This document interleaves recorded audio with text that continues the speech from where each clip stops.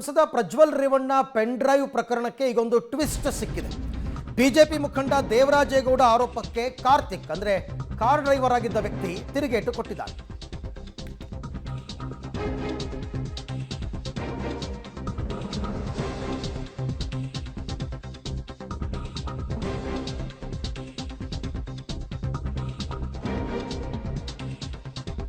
ಅಜ್ಞಾತ ಸ್ಥಳದಿಂದ ಪ್ರಜ್ವಲ್ ಮಾಜಿ ಡ್ರೈವರ್ ಕಾರ್ತಿಕ್ ವಿಡಿಯೋ ಸಂದೇಶವನ್ನು ಕಳಿಸಿದ್ದಾರೆ.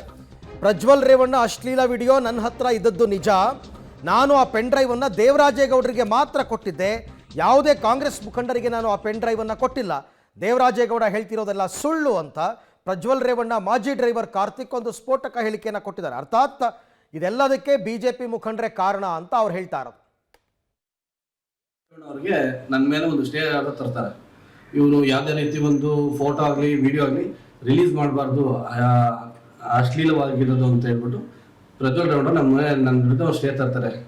ತಂದಾದ್ಮೇಲೆ ನಾನೇನು ಮಾಡ್ತೀನಿ, ದೇವರಾಜೇಗೌಡರು ನನಗೆ ಲಾಯರ್ ಆಗಿ ಪರಿಚಯ ಇರೋದ್ರಿಂದ ನಾನು ಅವ್ರ ಹತ್ರ ಹೋಗ್ಬಿಟ್ಟು ಸ್ಟೇ ಕಾಪಿನ ಅವ್ರಿಗೆ ಕೊಡ್ತೀನಿ. ನಾನು ನೋಡಿ ಅಣ್ಣ ಈ ಥರ ನನಗೆ ಸ್ಟೇ ತಂದಿದ್ದಾರೆ, ಏನಕ್ಕೆ ಅಂತ ಕರೆಕ್ಟಾಗಿ ಗೊತ್ತಿಲ್ಲ, ನನಗೆ ಏನಕ್ಕೆ ತಂದಿದ್ದಾರೆ ಅಂತೇಳಿ.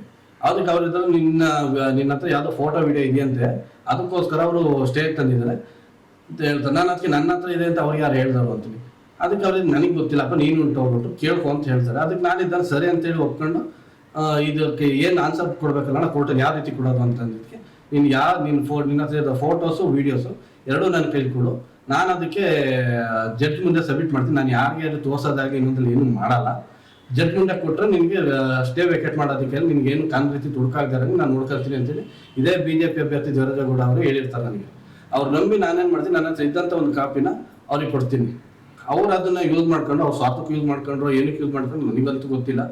ಬಟ್ ಏನಂತಾರೆ, ನಾನು BJP ಮುಖಂಡರಾದಂಥ ಮುನಿಯಾಸ್ಪುರ ಕ್ಯಾಂಡಿಡೇಟ್ ಆಗಿದ್ದೀನಿ, ಪರಾಜಿತ ಅಭ್ಯರ್ಥಿ ಆದ ದೇವರಾಜೇಗೌಡರು ಬಿಟ್ಟರೆ ನಾನು ಇನ್ನು ಯಾವುದೇ ಕಾಂಗ್ರೆಸ್ ಮುಖಂಡರಿಗಾಗಲಿ ಇನ್ನೊಬ್ರಿಗೆ ಯಾರು ಕೊಡಲಿಲ್ಲ. ಕಾಂಗ್ರೆಸ್ ಅವ್ರಿಗೆ ಪೆಂಡ್ರೋ ಇವರೇ ಹಂಚಿದ್ರು, ಇನ್ನೊಬ್ರು ಕೊಟ್ಟು ಹಂಚ್ಕೊಂಡ್ರು, BJP ಹಂಚ್ಕೊಂಡವ್ರು ನನಗೆ ಗೊತ್ತಿಲ್ಲ. ಬಟ್ ಇವ್ರೊಬ್ರಿಗೆ ಬಿಟ್ಟರೆ ನಾನು ಯಾರು ಕಾಪಿ ಕೊಟ್ಟಿಲ್ಲ. ಈಗ ನೋಡ್ರಿ ಅವ್ರು ಬಚಾವಾಗೋಸ್ಕರ ನನ್ನ ಮೇಲೆ ಇಲ್ದೇ ಅಪವಾದ ಹೊರಿಸ್ತಾರೆ.